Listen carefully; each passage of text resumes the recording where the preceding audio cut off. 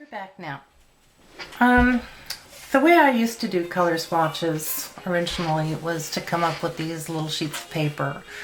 And as I get older, I can't find things. I don't remember where stuff is. So I've decided that I was going to put everything into a book. And I have a nice book, the Professional Weight Watercolor 7 by 10. And since I'm left-handed, everything's upside down. And it does a pretty good job of figuring out all the different colors that you can do. First of all, I laid it out so that you had the cool mix of the different colors on one page and the warm mix of the colors on the other page. And I decided that it was a little better to lay them out next to each other so that you could see them. And you can see a sample of that in my brownish red page. Let's get a close-up on this so that you can see it. So here I'm mixing things with yellow ochre, and this is the warm mix and this is the relatively cool mix. Yellow is a warm color, but it's not as warm as red. So these are all the warm mixes and these are all the cool mixes. And then I moved on to raw sienna in this next column. Now everybody is sitting there saying, you know, egad, how do you see a color that you're trying to pick out? Well, I have made a little window. It's kind of like a photography tool. It's just a piece of scrap paper with a hole cut in the center. And you lay it here and you can see the color independent of other colors. And if you don't like that one, you can move it around and see what you're looking for. You can say, well, I think this is the red, and lay that on there. Put it up next to your reference photo, or look at it in relationship to your still life or your model, whatever. And that works very well. The second thing that I decided was that I needed more room on the paper to make notes. That memory thing again. I did 4 layers of washes for each mix. And of course, by the time the first, second, and third layer were covered up, I couldn't see what was going on anymore, so I had to make notes. And on this page, we've got kind of cramped areas. Lots of notes, difficult to see. And so I made another innovative change. And that was to start working with these. I've left a lot more room on the right-hand margin, and it makes it a lot cleaner. My squares have gone all the way down. My grid has gone all the way down to the bottom of the page. So now I have room for 8 colors.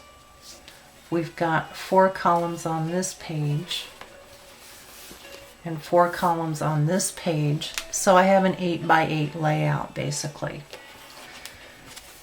The other thing is, can you see that? We've got the first 2 layers here covered by the 3rd and 4th layers in this triangle.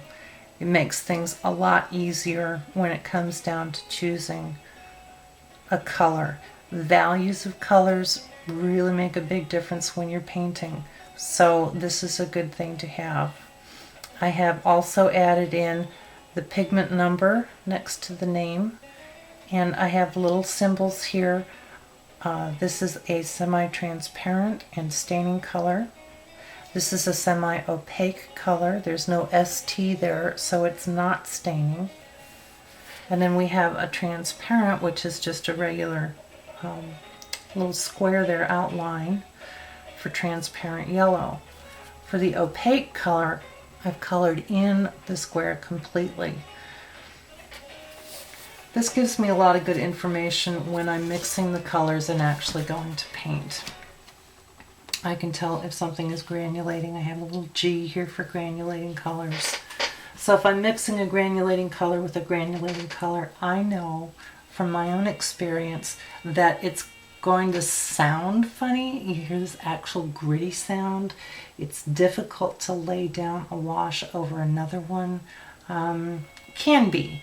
It's not so bad with some colors, but with manganese blue, that will separate out from other colors, so you're constantly mixing on your palette and getting separation on your paper. Instead of getting frustrated, I know the properties here. Now, if there's something about a particular paint that I want to make a note of, I will go ahead and put an A, B, or C in by the actual pure paint swatch. So Paraline Maroon has an A here. It's kind of a weak color. B is Indian Red. It has excellent dispersion, and that means you wet this down, you put thick paint here, and it runs across very quickly. Not so with the burnt sienna. You kind of have to coax the burnt sienna along a little bit. So for future reference, if I'm using Indian Red and I go, oh wow, it went everywhere, mop, mop, mop, mop, mop. Okay, English Red Earth might be a better option. They're both the same pigment number. They're slightly different colors because different manufacturers process their paints differently. Sometimes they can heat them up and it changes the color a little bit. We won't get into all of that. Raw sienna is another note. It's difficult to get an even wash with your brush. So I've got little streaks and I've got little, kind of looks like holes in my colors. And I want to make a note of that. Especially since I use raw sienna for portraits a lot, I want to make sure that I'm using a mix for the underpainting that's not going to give me that uneven, streaky look to it. Now, as far as palettes are concerned, I have my large palette with my favorite paints on it, and originally I was painting with this. And I'm getting confused. What color is which and where is it, and I'm not going automatically to a particular color, and I'm having to refer to my color chart over and over and over again. Ugh. Too confusing. So now I have these little palettes that are very cheap to get.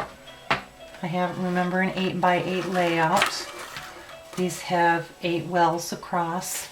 A small working area, which is all I need for painting little squares.